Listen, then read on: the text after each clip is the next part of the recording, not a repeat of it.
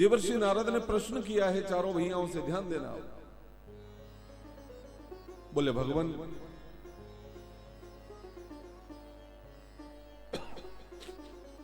यदि संसार का कोई व्यक्ति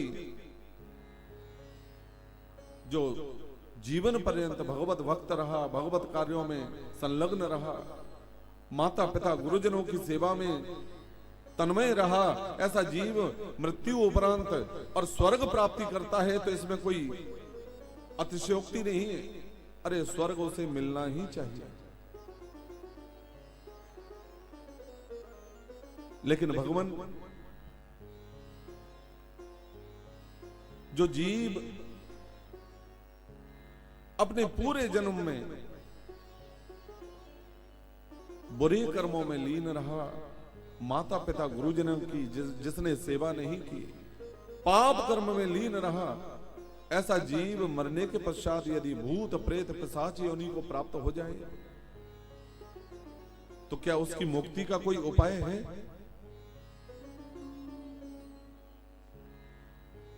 चारों भैया सनक सनंदन सनातन सनत कुमार बोल पड़े, बोले नारद, मुझे एक कथा प्रसंग याद आ गया। बोले एक पंडित जी महाराज थे और उन पंडित जी का नाम था महाराज आत्मदेव। आत्मदेव किसे कहें? जिसने आत्मा में देवत्व का अनुभव प्राप्त कर लिया हो मेरे भाई बहन, उसी को हम और आप आत्मदेव कहते हैं।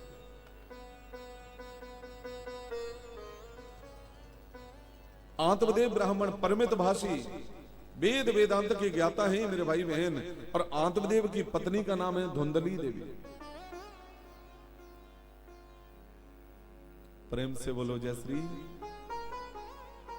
धुंधली किसे कहते हैं? धुम धुम करोति इति धुंधली, अथवा धुंधकारी जाए सह धुंधली।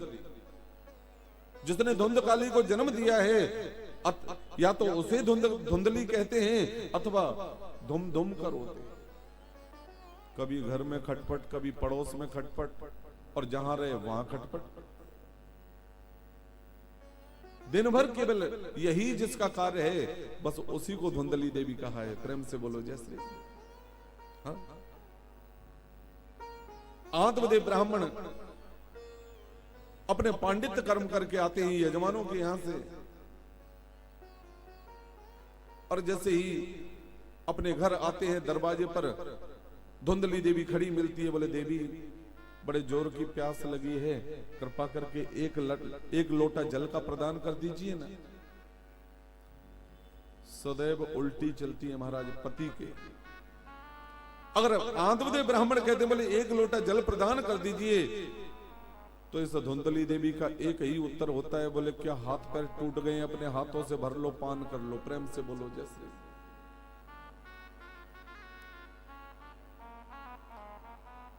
एक सेठ जी महाराज थे, सेठ जी बड़े परमित भाषी, ईमानदारी से ही अपना व्यापार व्यवसाय किया करते थे, और अपने प्रतिष्ठान पर बैठे बैठे ग्राहक नहीं होता है तो केवल भगवान नाम स्मरण ही सेठ जी के मुखारबिंद में रहता है। हाँ? एक दिन सेठ जी दुकान बंद करके घर पहुंचे, और सेठानी जी बिल्कुल धुंधली देवी जैसी हैं, सदैव विपरीत चलती हैं, उल्टी चलती हैं।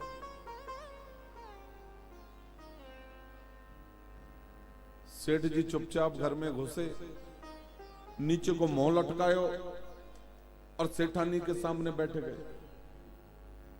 सेठानी जी ने पूछी, बोले कहा बात है का आज व्यापार व्यवसाय में कुछ घाटो पड़े को?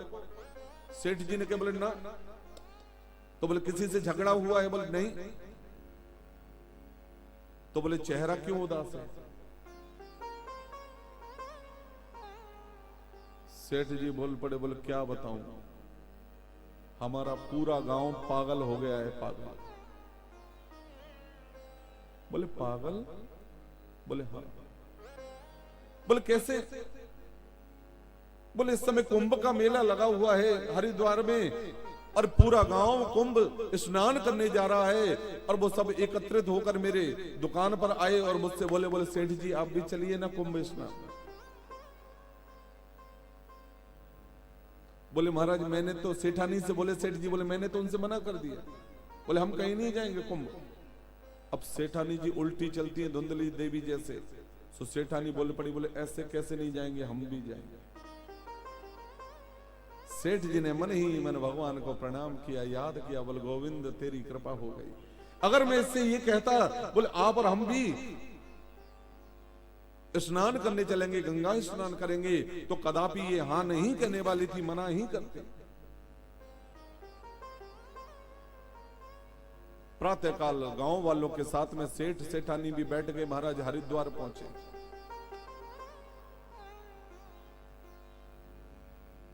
हर की पौड़ी में ज्यादातर आप सब लोगों ने स्नान किए होंगे जीवन में, और अभी हम तो 2-2.5 महीने पहले कथा करके आए हैं हरिद्वार। तो हर की पौड़ी की जो जल है उसकी विशेषता ये है मेरे भाई बहन कि जल तो उस हर की पौड़ी में केवल कमर कमर है, लेकिन वेग इतना होता है उस जल में कि आप और हम खड़े नहीं रह सकते, पैर उखड़ जाते हैं। और इसी बात की परीक्षा लेवे के ताई हम कूद गए, अभी 2-2.5 महीने पहले की बात है। सो भैया ये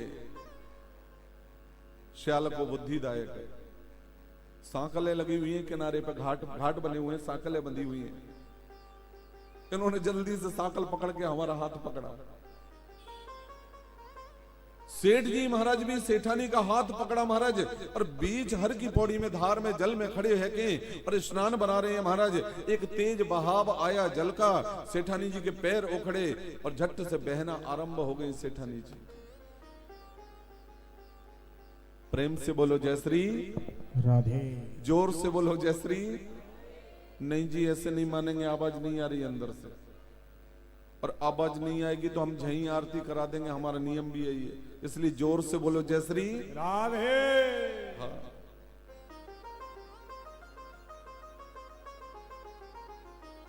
सेठानी जी के पैर उखड़े, जल में बहना आरंभ हुई, लेकिन सेठ जी ने उस ओर ध्यान ही नहीं दिया। गांव वाले बैठे थे किनारे पर, बोले अरे सेठ जी दिखाई नहीं देता। बोले क्या हुआ? बोले सेठानी जी बह के जा रही है। बोले सब पता है। तो बोले पकड़ो ना दौड़ के। बोले ठीक है पकड़ता हूं। अब सेठ जी सेठानी को पकड़ने जा रहे हैं। हर की पौड़ी में जल इस दिशा में बह रहा है महाराज, तो सीधी सी बात है सेठानी भी इधर ही बह के जा रही होंगी। सेठ जी विपरीत दिशा में जा रहे हैं पकड़ने सेठानी को, उल्टी दिशा में। गांव वाले बोले, बोले सेठ जी क्या बात है भैया, सवेरे सवेरे भांग धतूरो छान के बैठे हो क्या? हाँ?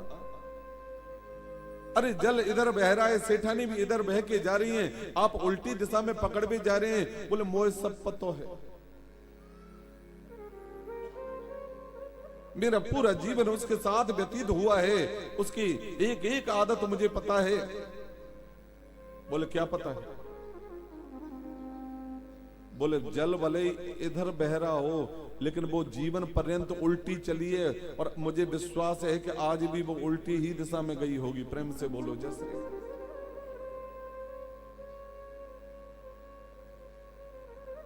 ठीक ऐसी ही ये धुंधली देवी है, धुम धुम करोति इति धुंधली। दिन भर घर में खटपट करना, पड़ोसियों से खटपट करना,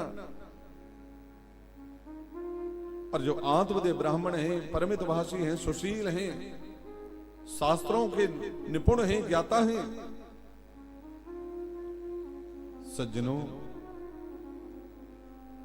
आत्मदेव ब्राह्मण के घर में गौ सेवा होती है नित्य प्रति, तुलसी सेवा प्राय हुआ करती है आत्मदेव ब्राह्मण के घर में।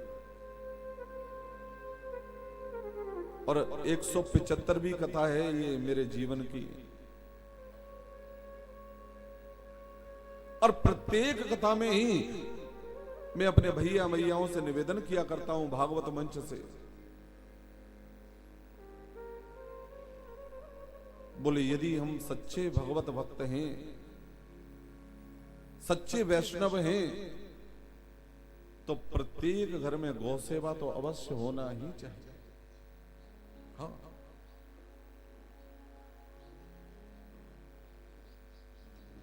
जो नित्य प्रति गौ सेवा किया करते हैं मेरे भाई बहन, सदैव उस परिवार उस घर पर गौमाता की कृपा बनी रहती है। गौमाता के शरीर में 33 कोटि देवताओं का वास कहा गया है मेरे भाई बहन। और मेरे गुरुदेव भगवान के आश्रम में तो बहुत बड़ा गौशाला बना हुआ है रमण रेती वृंदावन में। और जहां मुझे भी गौ मिलती है वहीं गुरु जी के आश्रम में समर्पित कर देता हूं।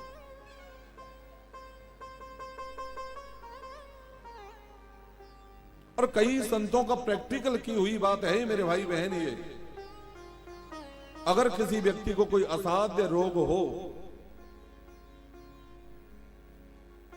कि डॉक्टरों के इलाज करने पर भी कोई लाभ प्राप्त नहीं हो रहा है, वो केवल और केवल गौमाता की शरण में चला जाए। गौमाता की उस जीव पर कृपा हो जाती है। अगर कोई ऐसा लाइलाज रोग है कि हजारों लाखों खर्च करने पर भी वो रोग मुक्त नहीं हो पा रहा है, तो ऐसा जीव प्रातःकाल जब सोकर जगे तो गौमाता के मस्तिष्क से लेकर और पूंछ तक हाथ फेरे और गौमाता की ऐसी कृपा होती है कि कुछ समय में ही उसे लाभ मिलना आरंभ हो जाता है। जय हो। जो चर्म रोग हो जाते हैं यहाँ पर हमें, दाद खाज छाजन खुजली, और एक बार शरीर में ये व्याप्त हो गए तो लाख कोशिश करने पर भी जब तक आप ट्रीटमेंट ले रहे हैं डॉक्टर से तब तक तो लाभ रहता है। जैसे ट्रीटमेंट बंद किया फिर से ओवर आते हैं। गैया का ताजे गोबर का रस निकाल लें, समान मात्रा में गौमूत्र लें, और एक औषधि आती है बाजार से उसका नाम है नौसादर, समान मात्रा में नौसादर मिलाएं और दाद खाज छाजन और यहां तक कि सफेद दाग तक में भी लाभ प्राप्त हुआ है इस औषधि से।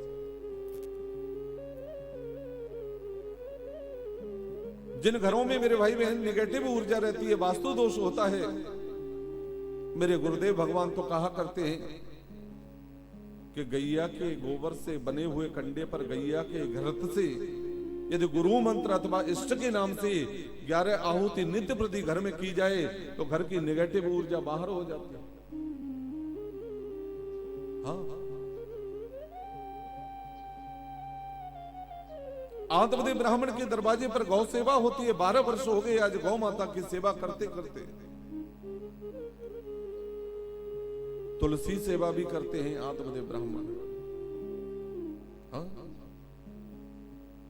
और मैं तो कहा करता हूं मेरे भाई बहन, वृंदा कहते हैं तुलसी को, और जिस घर में वृंदा है तुलसी है वो घर वृंदावन से कदापि कम नहीं है। जय हो।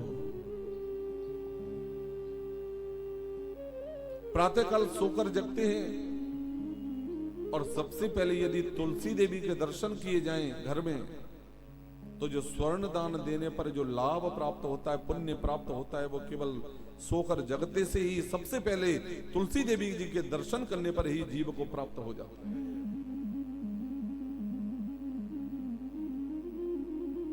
हाँ? एक दिन एक पड़ोसी आया आत्मदेव ब्राह्मण के घर, बोले पंडित जी प्रणाम। बोले भैया कैसे आना हुआ? बोले हमने सुना है कि आपके घर नित्य प्रति गौ सेवा हुआ करती है। बोले हाँ भाई, अपने हाथों से किया करता हूं। तो फिर ये बताइए कि 12 वर्ष से गौ सेवा कर रहे हैं लेकिन वो बांझ क्यों रह गई? आज तक आपकी गौ माता ने किसी बछड़ा अथवा बच्चिया को जन्म क्यों नहीं दिया?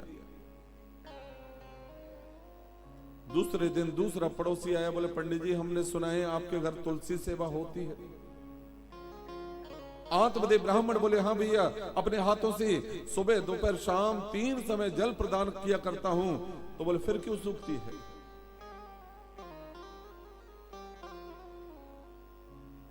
आत्मदेव ब्राह्मण कहते हैं, बोले भैया समझ नहीं आता मुझे। तीसरे दिन तीसरा पड़ोसी आया, बोले पंडित जी क्षमा करना, आप बुरा मत मानना, आप निसंतान हैं, आपके घर पुत्र अथवा कन्या का जन्म अभी तक हुआ नहीं है, और इस निसंतानता के कारण ही, इस पाप कर्म के वजह से ही आपकी गौ माता बांझ रह गई और आपकी तुलसी देवी सूख जाया करती है।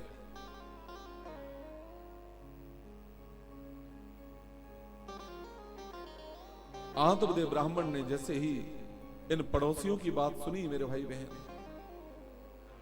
हृदय में बड़ा कष्ट हुआ। रात्रि में ही घर का परित्याग करके आत्मदेव ब्राह्मण सुदूर वन में गई और एक वृक्ष के नीचे एक शिला पर, एक पत्थर पर जोर जोर से अपने सिर को पीटना आरंभ कर दिया।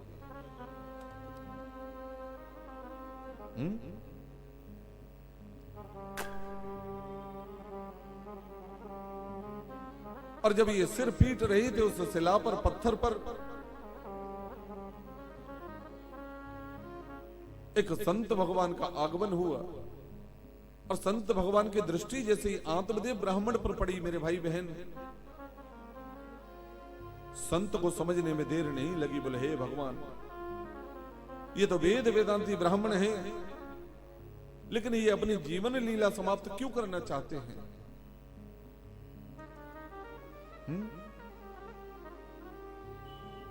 झट से आत्मदेव ब्राह्मण को पकड़ा संत भगवान ने। बोले पंडित जी महाराज, क्या आपत्ति है आपको, क्या कष्ट है? आत्मदेव ब्राह्मण चरणों में गिर पड़े इन संत भगवान के। बोले भगवान, मैं निपुत्री हूं, अभी तक मेरे घर में किसी बालक का जन्म नहीं हुआ है, और शायद मुझे लगता है इसी पाप कर्म की वजह से मेरी गौ माता बांझ रह गई, मेरी तुलसी देवी सूख जाया करती है। संत भगवान ने बहुत समझाने का प्रयास किया आत्मदेव ब्राह्मण को। हाँ? बोले पंडित जी महाराज, अरे क्या करेंगे आप पुत्र लेकर, और ज्यादा ही पुत्र की लालसा है मन में, तो मेरे गोविंद को ही पुत्र मानकर उनका भजन करना आरंभ करो। क्योंकि मेरे भाई बहन, संसार में किसी ने पुत्र मानकर उसका भजन किया है, किसी ने मित्र मानकर उसका भजन किया है, और कई कई तो ऐसे हैं जिन्होंने शत्रु मानकर भी उसका भजन किया है। हाँ? संत भगवान कहते, बोले आत्मदेव ब्राह्मण, अरे आपके घर पुत्र नहीं हुआ है, ये भगवान की बड़ी कृपा है।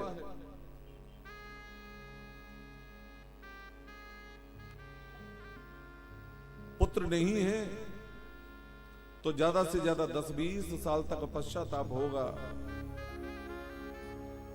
रोएंगे गाएंगे, लेकिन फिर धैर्य धारण करके बोले ठीक है, जब भाग्य में ही नहीं था, पुत्र नहीं हुआ, लेकिन इस बात की क्या गारंटी है कि पुत्र ही होगा? पुत्र हुआ तब तो ठीक है मेरे भाई बहन, लेकिन पुत्र होने के बाद यदि वो कुपुत्र निकल गया तो अभी तो 10-20 साल रोगे, और कुपुत्र निकल गया तो जीवन पर्यंत रोना पड़ेगा। जय जय। इसलिए मेरे गोविंद को ही पुत्र मानकर उनका भजन करना आरंभ कर दें। संत भगवान बोल पड़े आत्मदेव ब्राह्मण से, बोले पंडित जी, मैंने आपकी मस्तिष्क रेखा पढ़ी है अभी अभी, आपके तो 7 जन्मों तक पुत्र सुख प्राप्ति नहीं है।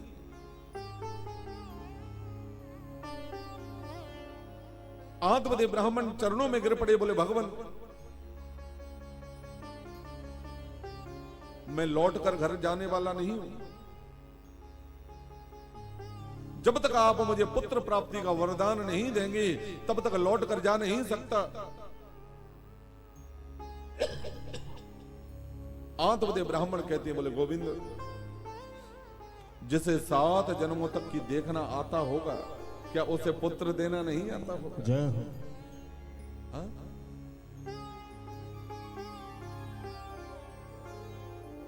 संत हृदय नवनीत समान। हाँ? संत का जो हृदय होता है मेरे भाई बहन, उस कोमल माखन से भी सुकोमल होता है।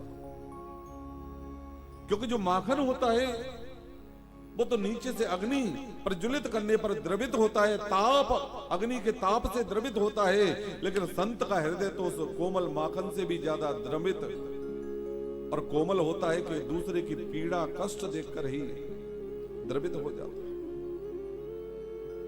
हाँ? संत भगवान को दया आई, करुणा जागृत हुई, अपनी झोली में हाथ डाला, संत भगवान ने एक फल निकाला और आत्मदेव ब्राह्मण को प्रदान किया। बोले पंडित जी महाराज,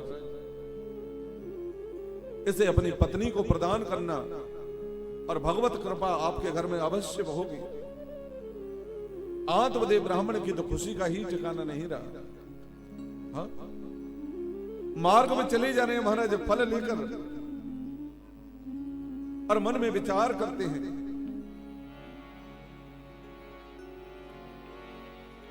मोर बचन पड़ जाए फीका, संत बचन पत्थर की। भगवान स्वयं कहते हैं मेरे भाई बहन कि एक बार मेरा कहा असत्य हो सकता है, लेकिन मेरे संत ने समाज संसार में अगर किसी को आश्वासन दे दिया तो उस बात की पूर्ति के लिए मैं 3 बार प्रकट हो जाता। और यही प्रगाढ़ता है आत्मदेव ब्राह्मण के हृदय में। बोले अब मेरे घर में अवश्य पुत्र प्राप्ति होगी, क्योंकि संत द्वारा दिया हुआ यह फल है, ये मिथ्या नहीं हो सकता, झूठा नहीं हो सकता। हाँ?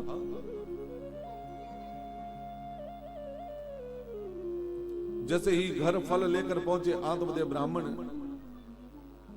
धुंधली देवी को निवेदन किया, बोले देवी, ये संत द्वारा प्रदान किया हुआ फल है, इसे आप पान कर लीजिए और अवश्य संत कृपा के फल स्वरूप हमारे घर पुत्र प्राप्ति होगी।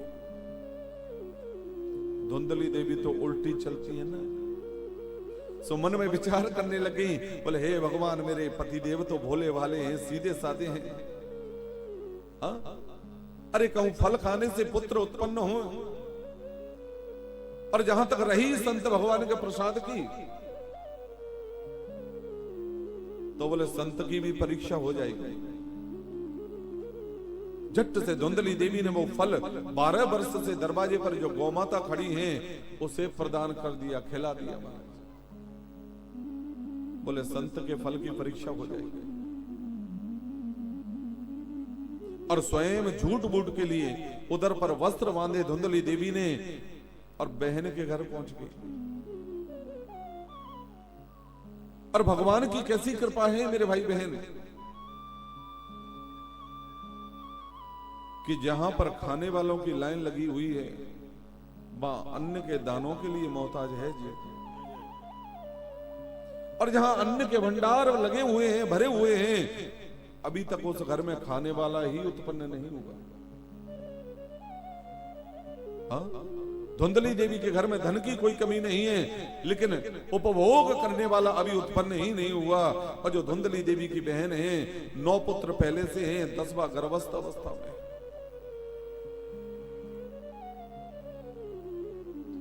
धुंधली देवी पहुंची, बोले बहन, मुझे पुत्र की आवश्यकता है और तुझे धन की आवश्यकता है। 9 पुत्र तेरे पहले से ही हैं, 10वां गर्भस्थ अवस्था में है।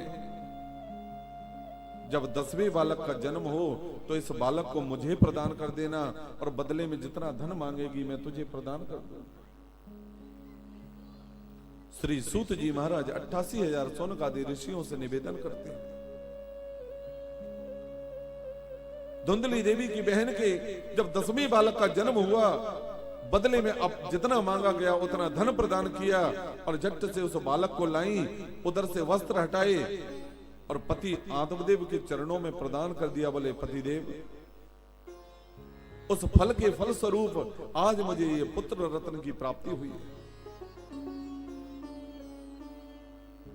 आत्मदेव महाराज की तो खुशी का ठिकाना ही नहीं रहा महाराज। इतने में एक सेवक दौड़ता हुआ आया, बोले पंडित जी महाराज बधाई हो। बोले क्या हुआ?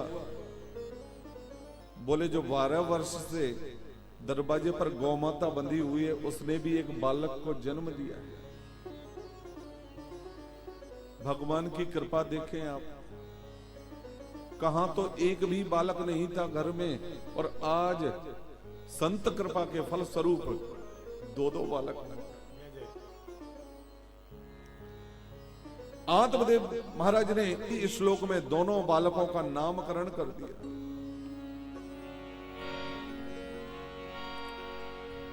गौकर्ण पंडितो ज्ञानी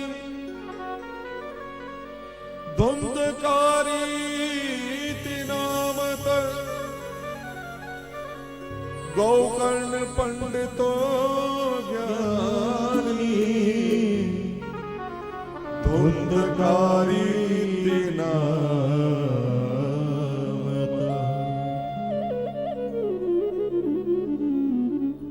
एक ही श्लोक में दोनों बालकों का नामकरण कर दिया। हाँ? गौकर्ण पंडितो ज्ञानी, जो गौपुत्र हैं, जो गैया के पुत्र हैं मेरे भाई बहन, उनका नाम मैं श्री गौकर्ण रखता हूं। ये पंडित होंगे, ज्ञानी होंगे, वेद वेदांत के ज्ञाता होंगे और जो धुंधकारी, जो धुंधली देवी के पुत्र हैं, इनका नाम मैं धुंधकारी रखता हूं। श्री गौकर्ण महाराज तो जन्म लेते ही पिता आत्मदेव को प्रणाम किया और तीर्थाटन करने के ताई निकल पड़े महाराज।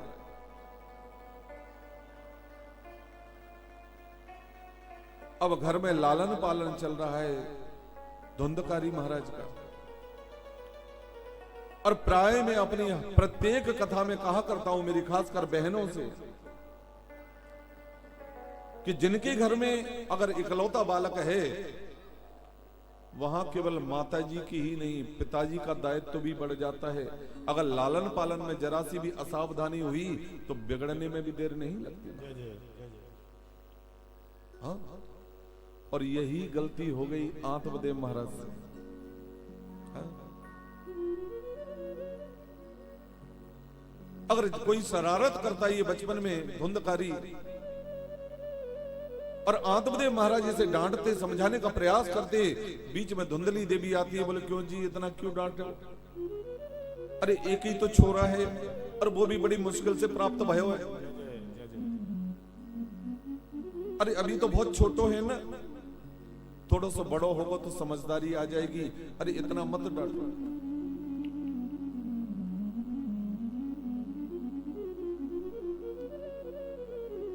धुंधकारी की दिनों दिन वृत्ति बिगड़ने लगी महाराज। मदिरा पान करने लगा, मांस भक्षण करने लग गया महाराज, जुआ खेलने लगा। एक दिन आत्मदेव ब्राह्मण मन में विचार करते हैं, हाँ? बोले हे भगवान, मेरे स्वर्ग जैसे घर को इस पापी धुंधकारी ने नरक का अड्डा बना दिया है। अरे ठीक ही कहा था उन संत भगवान ने कि क्या करोगे पुत्र लेकर?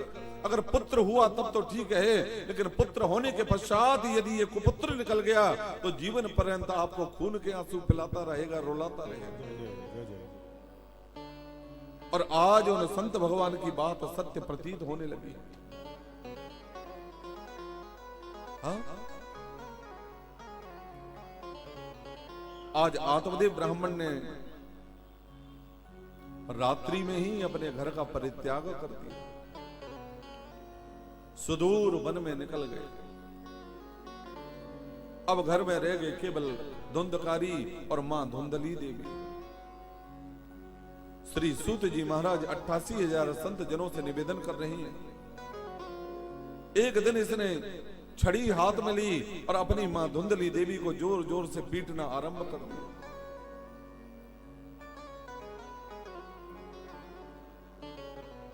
बार बार धुंधली देवी हाथ जोड़कर प्रार्थना करती, बोले अरे बेटा मुझे मत मार। बोले जल्दी बता धन कहां छुपा के रखा है, जुआ खेलने जाना है। धुंधली देवी रोती है, गिड़गिड़ाती है, हाथ जोड़कर निवेदन करती है बार बार, बोलो बेटा सत्य कहती हूं, अब घर में धन शेष नहीं बचा है। अरे जितना धन था तू पहले ही जुए में नष्ट कर चुका है।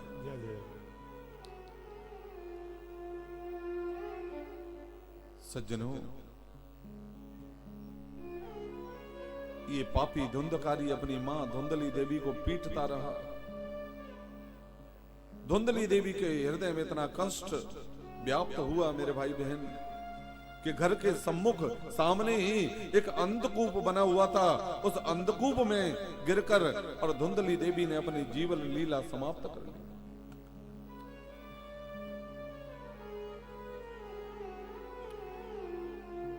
जब तक पिताजी थे थोड़ी बहुत टोका टाकी किया करते थे, माताजी थी थोड़ा बहुत रोका किया करती थी महाराज। लेकिन अब तो ये निश्चंद भाव से जो मन में आता है वही करते हैं। 5 गणिकाओं को साथ में रखता है घर में मेरे भाई बहन। हाँ,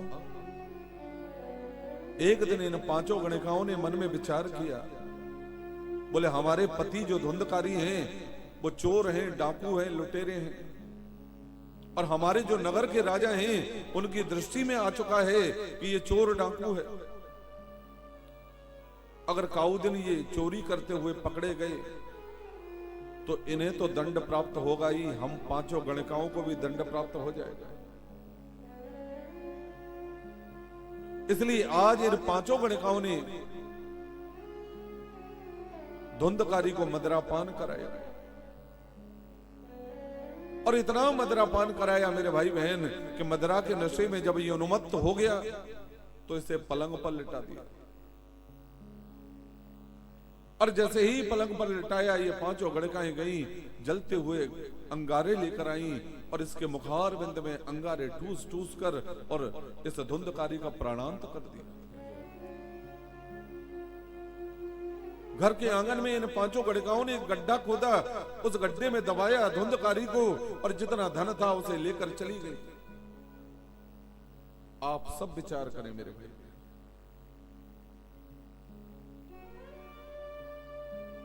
जीवन पर्यंत धुंधकारी ने कोई सत्कार्य नहीं किया,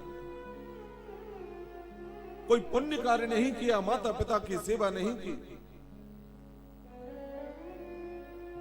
और मरने के पश्चात ब्रह्म राक्षस बन गया, पिशाच योनि को प्राप्त हो गया धुंधकारी।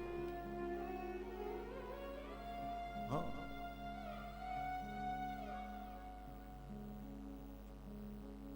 रात्रि में जो भी धुंधकारी के भवन के आगे से राहगीर निकलते हैं उन्हें डराया करता है। श्री सूत जी महाराज निवेदन करते हैं 88,000 संत जनों से,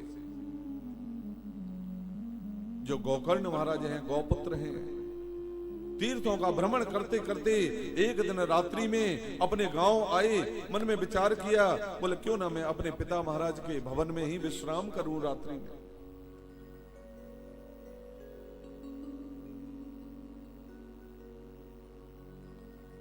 अपने भवन में जैसे ही प्रवेश किया गोकर्ण महाराज ने ऊनी आसन पृथ्वी पर बिछाया, माला लेकर भजन करबे के टाइम जैसे गोकर्ण जी बैठे, ये पापी धुंधकारी जो ब्रह्म राक्षस बना हुआ है,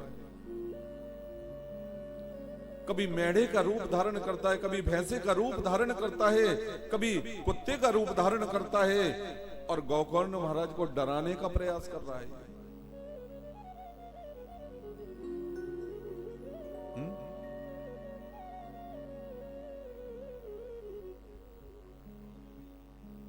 गौकर्ण महाराज ने कमंडलू से अंजलि में जल लिया और इस प्रेत धुंधकारी की जो छाया है, परछाया है, उस पर छींटे मारे।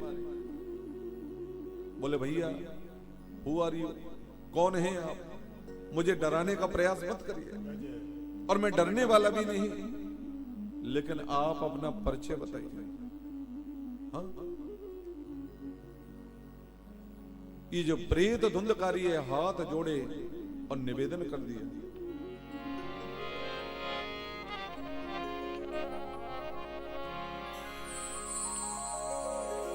अहम भ्राता त्वदीयोऽस्मि धुंधकारीति नामतः स्वकीयैनैव दोषेण ब्रह्मत्वं नाशितं मया। इस प्रेत धुंधकारी की छाया ने हाथ जोड़े और अपने बड़े भाई गौकर्ण महाराज से निवेदन कर दिया, अहम भ्राता त्वदीयोऽस्मि धुंधकारीति नामतः स्वकीयैनैव दोषेण ब्रह्मत्वं नाशितं मया। बोले बड़े भैया जी, मैं और कोई नहीं, आपका ही छोटा भाई धुंधकारी। हाँ, प्रेम से बोलो जय श्री। हे भगवान, ऐसो लग रहे कि एकादशी में कथा चल रही हो, काऊ की आवाज ही ना निकल रही। हाँ? लेकिन कल थी, हमने तो सुना है एकादशी। और हमारे ब्रजमंडल में जो जयकारा नहीं लगाते ना, उन्हें क्या बोला जाता है? माटी का धोंदा। और ये भी जोड़ दिया जाता है, बोले माटी का धोंदा न लीपने का न लेसने का, एक ही जगह रखा रहता है। अरे दावादारों ने जोर से बोलो जय श्री। नहीं मानेंगे जी, और जोर से बोलो, दोनों हाथ उठाकर जय श्री। हाँ, अब लग रहा है कि रीवा में कथा चल रही है। और फिर ये क्यों भूल जाते हो, पूरे वर्ल्ड में इस समय आप और हमें कथा के माध्यम से वहां भी तो सुनाई दे रही है, तो पूरे वर्ल्ड में भी तो पता चलना चाहिए। बोले रीवा वाले कथा श्रवण कैसे करते हैं? हाँ? इसलिए एक बार और सामने में जो बैठे हैं मेरे भैया बुजुर्ग, दोनों हाथ उठाकर जय श्री। हाँ,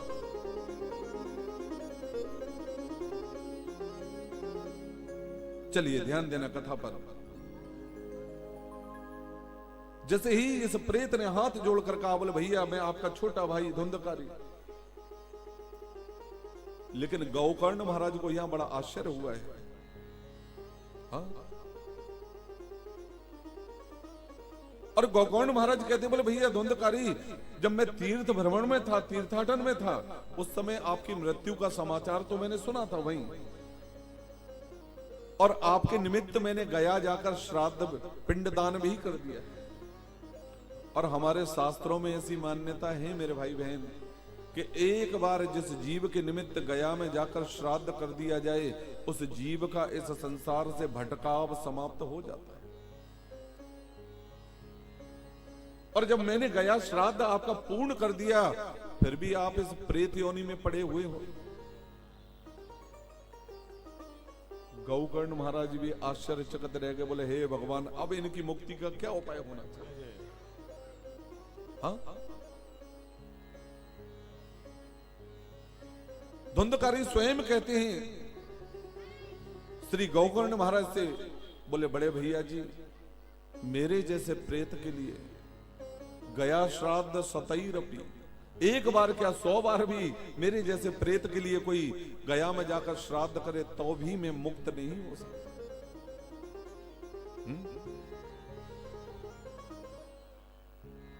तब प्रातः काल होते ही गौकर्ण महाराज ने भुवन भास्कर सूर्य नारायण से प्रार्थना की, बोले भगवान, प्रेत की मुक्ति का उपाय क्या होना चाहिए? तब भगवान सूर्य नारायण ने गौकर्ण से कह दिया, बोले गौकर्ण, श्रीमद् भागवता मुक्ति सप्ताहं वाचनं कुरु। स्पष्ट कर दिया। बोले गोकर्ण, धुंधकारी जैसे प्रेत की मुक्ति का इस कलयुग में मृत्यु लोक में केवल एक ही उपाय है भैया, श्रीमद् भागवतान मुक्ति सप्ताहम वाचनम कुरु। ऐसे प्रेत के निमित्त किसी विद्वान ब्राह्मण के द्वारा 7 दिन तक श्रीमद् भागवत सप्ताह का वाचन करा दिया जाए तो उस प्रेत की मुक्ति अवश्य हो जाती है।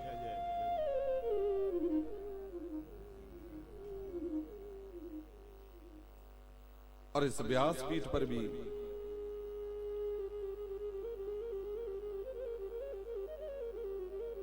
अभिमंत्रित करके, आमंत्रित करके इस परिवार के, इस कॉलोनी के जाने अनजाने में जितने भी पितृ हैं,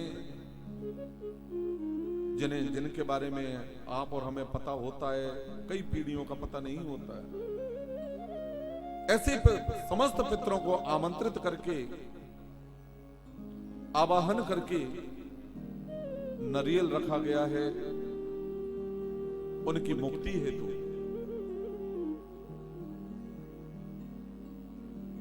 प्रभाव क्या हुआ इस सप्ताह वाचन का, ध्यान देना।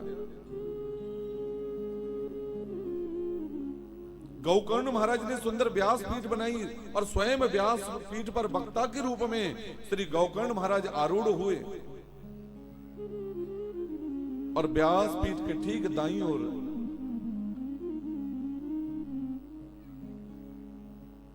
सप्त ग्रंथि का एक बांस स्थापित किया गया।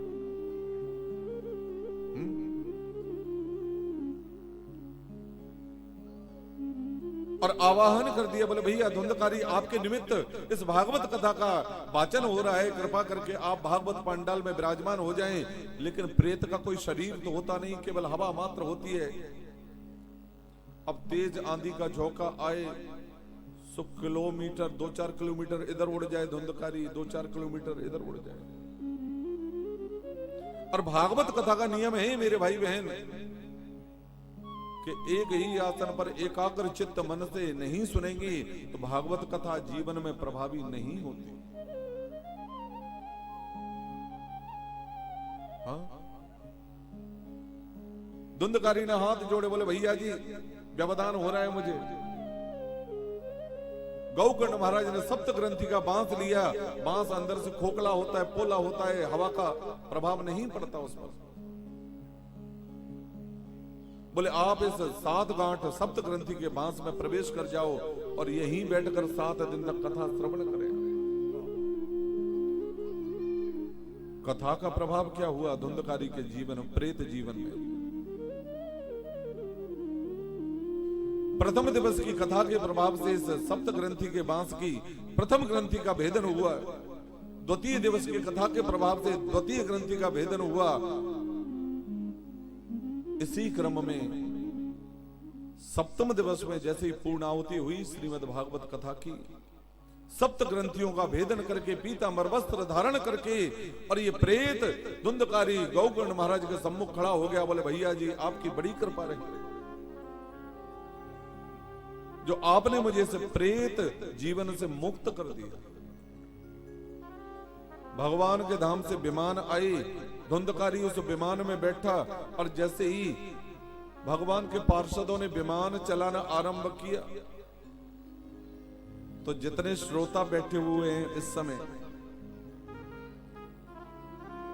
उन्होंने भगवान के पार्षदों से कहा, निवेदन किया, बोले भगवान जरा विमान रोकिए। बोले कहिए। बोले कथा तो हमने भी 7 दिन सबने ही सुनी है और अकेले धुंधकारी के लिए विमान क्यों आया है? अरे मुक्ति केवल धुंधकारी की ही क्यों हुई है?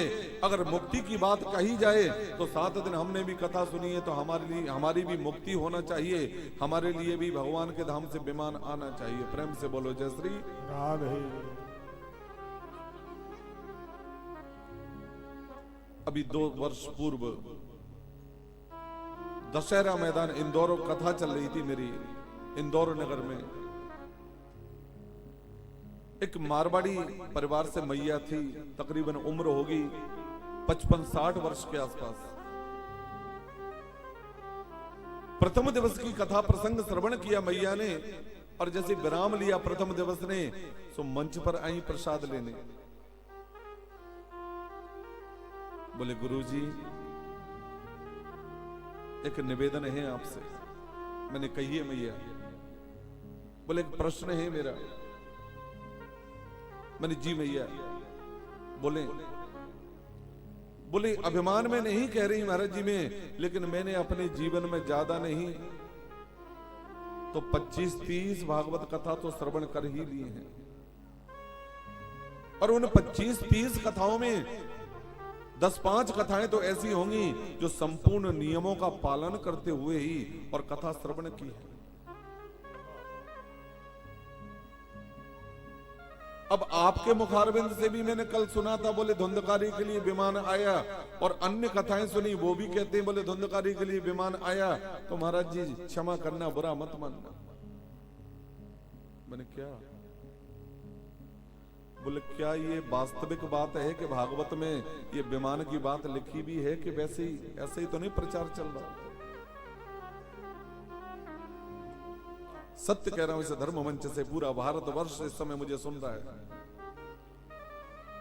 ऊपर से नीचे तक हिल गया मैं इस बात को सुनते ही।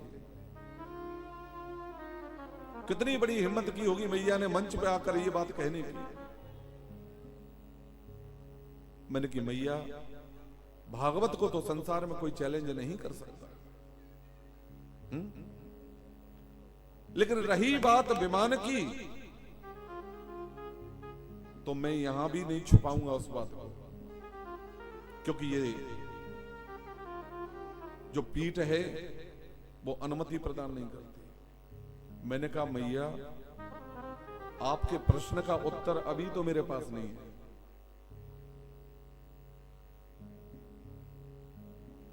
लेकिन कल अवश्य आपके प्रश्न का उत्तर प्रदान करूंगा। रात्रि में मैंने गुरुदेव भगवान को कॉल किया। मैंने गुरुजी चेलाराम फंस गया एक जगह। हाँ? और जीवन में कितनी भी बड़ी विसंगति बने, कितनी भी बड़ी कठिनाई आए, सीधे गुरु मुख हो जाओ मेरे भाई बहन। समस्त विसंगतियों का निदान केवल गुरु भगवान के चरणों में प्राप्त हो। एक बार भूपति मन माही, भई रे गिलान मोरे सुत नाही। तो राजा दशरथ चाहते तो पूरे अयोध्या को एकत्रित करके और विचार विमर्श कर सकते थे, हिमालय जा सकते थे, संतों की शरण में जा सकते थे, लेकिन महाराज दशरथ ने क्या किया?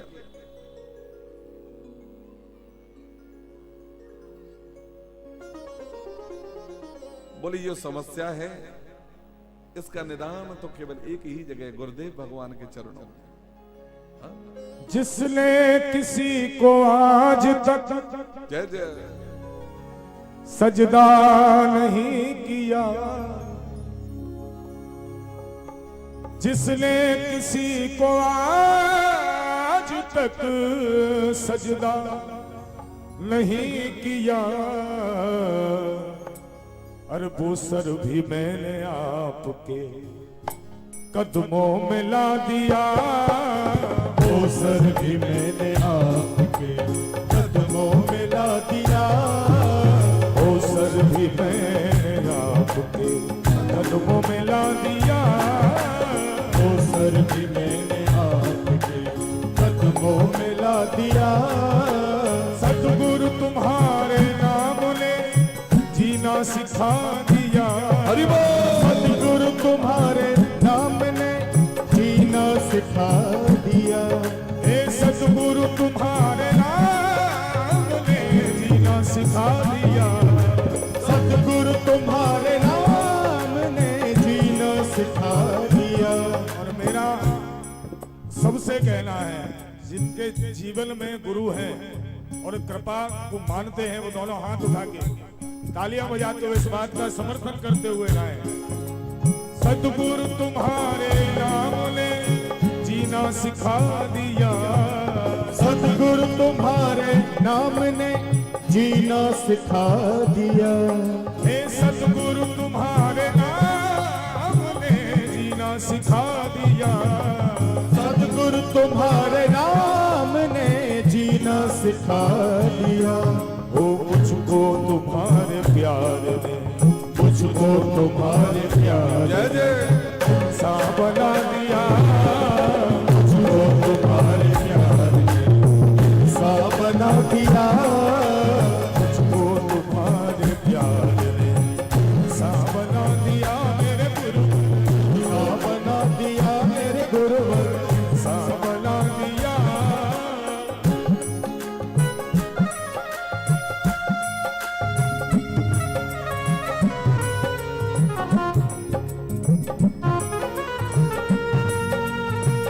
दोनों हाथ उठा के हरि बोल।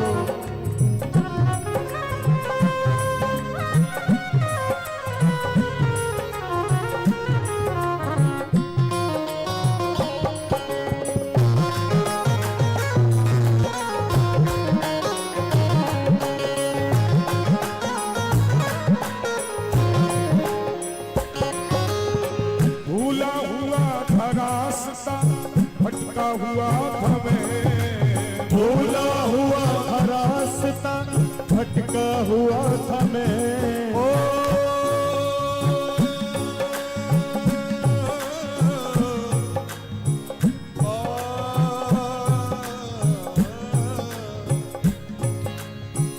गुरु बिन भवनित तरे न कोई,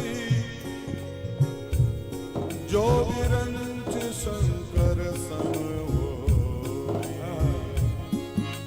भूला हुआ था रास्ता, भटका हुआ था मैं। भूला हुआ था रास्ता, भटका हुआ था मैं। व्यक्ति का जीवन तब तक अधूरा है जब तक गुरु की कृपा शामिल नहीं है। हमारे आदरणीय गुरुदेव सरकार महाराज जी बता रहे हैं कि जब भी कोई विपत्ति पड़ी महाराज जी पे या अदरवाइज आज तक जितने सुनते आ रहे हैं हम रामचरित के मानस के माध्यम से भी, जब भी किसी पे विपत्ति पड़ी तो गुरु का सहारा लिया। और जिसने गुरु का सहारा लिया साहब उसका बेड़ा पार हुआ है। इसलिए कहना है भूला हुआ था रास्ता, भटका हुआ था मैं। भूला हुआ था रास्ता, भटका हुआ था मैं। हे भूला हुआ था रास्ता, भटका हुआ था मैं। भूला हुआ था रास्ता, भटका हुआ था मैं। मुझको तुम्हारे नाम ने, मुझको तुम्हारे नाम ने, मुझको तुम्हारे नाम ने, मुझको तुम्हारे नाम ने एक काबिल बना दिया। मुझको तुम्हारे नाम ने काबिल बना दिया। मुझको तुम्हारे नाम ने काबिल बना दिया। मेरे सतगुरु काबिल बना दिया। मेरे सतगुरु काबिल बना दिया। मुझको तुम्हारे नाम ने काबिल बना दिया। मुझको तुम्हारे प्यार ने काबिल बना दिया। अरे गुरु जी की तो इतनी महत्ता है साहब कि सगुण ब्रह्म को मानने वाले तो मानते ही हैं। अरे निर्गुण ब्रह्म को मानने वाला बाबा कबीर भी कहता है गुरु के लिए, गुरु गोविंद तो खड़े जय जय मैं काकेला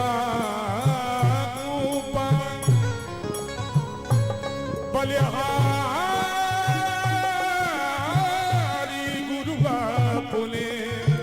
जय जय जो गोविंद दियो बताए बताए, गोविंद दियो बताए बताए, गोविंद दियो बताए। भूला भूला भूला हुआ था रास्ता, भटका हुआ था मैं। भूला हुआ था रास्ता, भटका हुआ था मैं। भूला हुआ था रास्ता, भटका हुआ था मैं। भूला हुआ था रास्ता, भटका हुआ था मैं। और मुझको तुम्हारे प्यार ने, मुझको तुम्हारे प्यार ने, मुझको तुम्हारे प्यार ने, अरे मुझको तुम्हारे प्यार ने। दोनों हाथ उठा के अरे काबिल बना दिया, मुझको तुम्हारे प्यार ने काबिल बना दिया, मुझको तुम्हारे प्यार ने काबिल बना दिया, मुझको तुम्हारे प्यार ने काबिल बना दिया। ऐसे नहीं, आनंद नहीं आ रहा है भाई। कहते हैं कि पहले दिन की जो कथा है वो भूमिका होती है, और भूमिका में ही आप लोग मुझे लगता है ठंड से कांप रहे हो भाई। ठंड सबको लग रही है, मैं तो देखो आगे पहन के बैठा हूँ, और हमारे गुरुदेव सरकार तो खाली कुर्ता पहने हुए, अंदर कुछ पहने ही नहीं है। आप लोग तो शॉल भी ओढ़े हो और चकाचक बढ़िया बैठे हुए हो। अरे दोनों हाथ उठा के एक बार ठाकुर जी के नाम की गर्मी आ जाए, दोनों हाथ उठा के तालियां बजाते हुए गाइए। मुझको तुम्हारे नाम ने, मुझको तुम्हारे नाम ने काबिल बना दिया, मुझको तुम्हारे नाम ने काबिल बना दिया, मुझको तुम्हारे नाम ने काबिल बना दिया, मुझको तुम्हारे नाम ने काबिल बना दिया। मेरे सतगुरु काबिल बना दिया, मेरे सतगुरु काबिल बना दिया।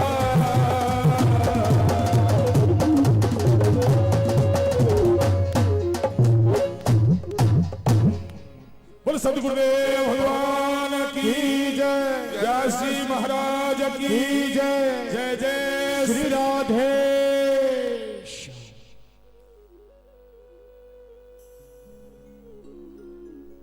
गुरुजी को फोन लगाया मैंने, बोले गुरुजी चेला फंस गया एक जगह।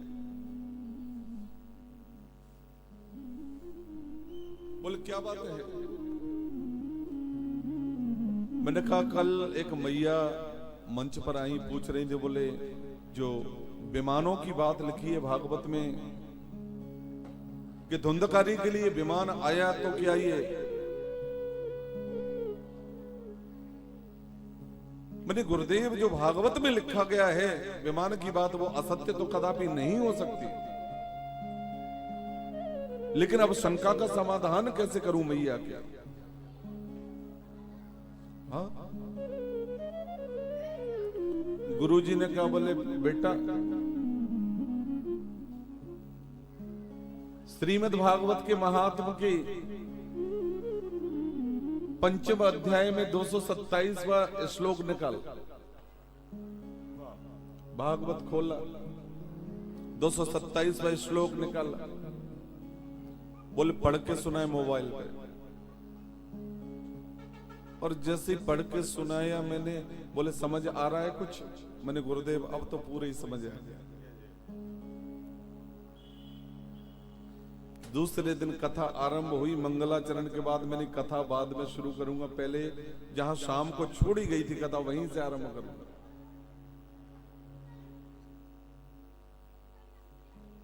उन मैया का प्रश्न था कि बोले भागवत में जो विमान की बात लिखी गई है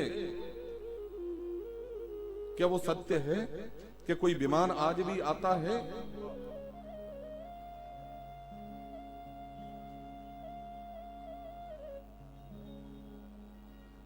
तो इस धर्म मंच से कह रहा हूं मेरे भाई बहन, भागवत कथा श्रवण करने पर विमान तो आज भी आता है। प्रेम से बोलो जय श्री